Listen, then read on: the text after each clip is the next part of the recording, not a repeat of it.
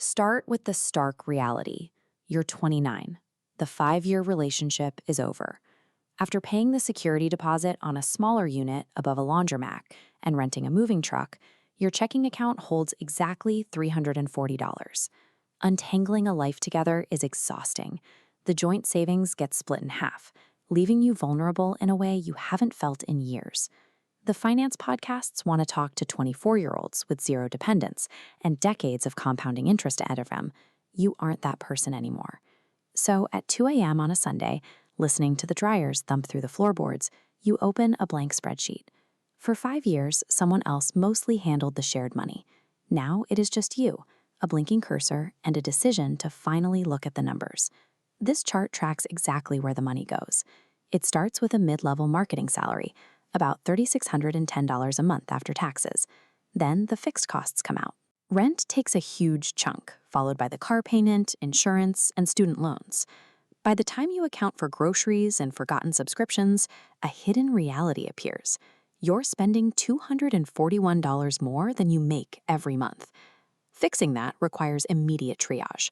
You sell the road bike, cancel subscriptions, and bring lunch to force your cash flow green. Ignore the $10,000 milestones for now.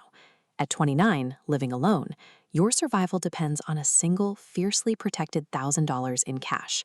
This is the buffer that stops the bleeding and stabilizes your foundation. By the time you hit 30, that initial panic subsides, and you realize that sheer willpower is an exhausting way to manage money. You have to remove your own brain from the equation. On the third of the month, your income hits a single point and immediately branches out.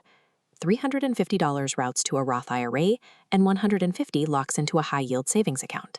The money disappears from checking before you talk yourself out of it. In July, the AC compressor on your Corolla dies. The mechanic quotes you $940. A year ago, that repair would have gone straight onto a credit card that you'd still be paying off at Christmas. Instead, you authorize the repair and transfer the cash from your savings. You don't pay any interest, and you don't slide backward. That small victory triggers a subtle change in how you make decisions. Standing in a store looking at 2 sets of bedsheets, you stop looking at the price tag for today. You start calculating the cost per year of ownership based on how long they will actually last. Automating your finances forces you to save, but the real impact happens quietly. It rewires how you evaluate value, time, and risk in every ordinary choice you make. At 32, a company-wide email lands on a Wednesday afternoon. By 2:15, the Slack channels go quiet. The agency announces layoffs, and over the next week, 14 people carry cardboard boxes out to the parking lot. You survive the cuts, but watching your coworkers leave forces you to run your own numbers. You realize your emergency fund covers 2.5 months of current spending. You stop measuring safety by the total dollars in an account and start measuring it in survival time. This creates an invisible divide between you and the people around you. A friend leases a fully loaded SUV for $612 a month.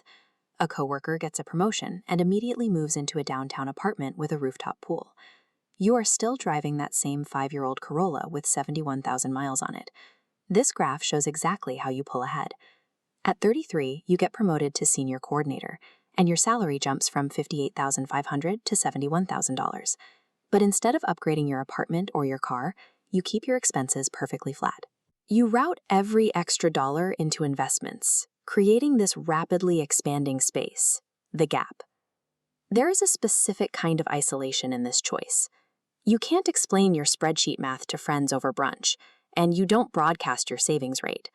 You just carry that growing financial shock absorber quietly. The real return on all those quiet decisions arrives when you are 35.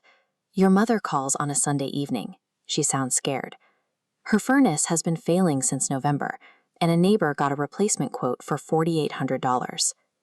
6 years ago, when your bank account held $340, that phone call would have wrecked you. You would have taken on debt or lost sleep trying to figure out how to help. Instead, you simply tell her, "I'll take care of it."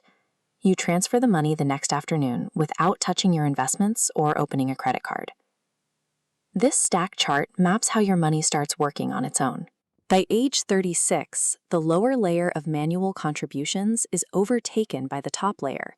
Your portfolio generates over $6,800 in a single year from compound growth alone. It makes money while you sleep, independent of whatever you deposit. You wake up on your 39th birthday, 10 years after opening that first spreadsheet. You check the account, $178,400. You sit at nearly 6 times the median net worth for your age group. You didn't inherit it, and you didn't hit the lottery. You just started automating transfers and kept doing it even when the market dropped. At this scale, financial independence means the absence of dread. It is the capacity to face life's inevitable emergencies with certainty and say yes to the people you love without jeopardizing your own security. Somewhere between $340,000 and $178,000, the future stopped happening to you. You built a structural foundation, one quiet transfer at a time.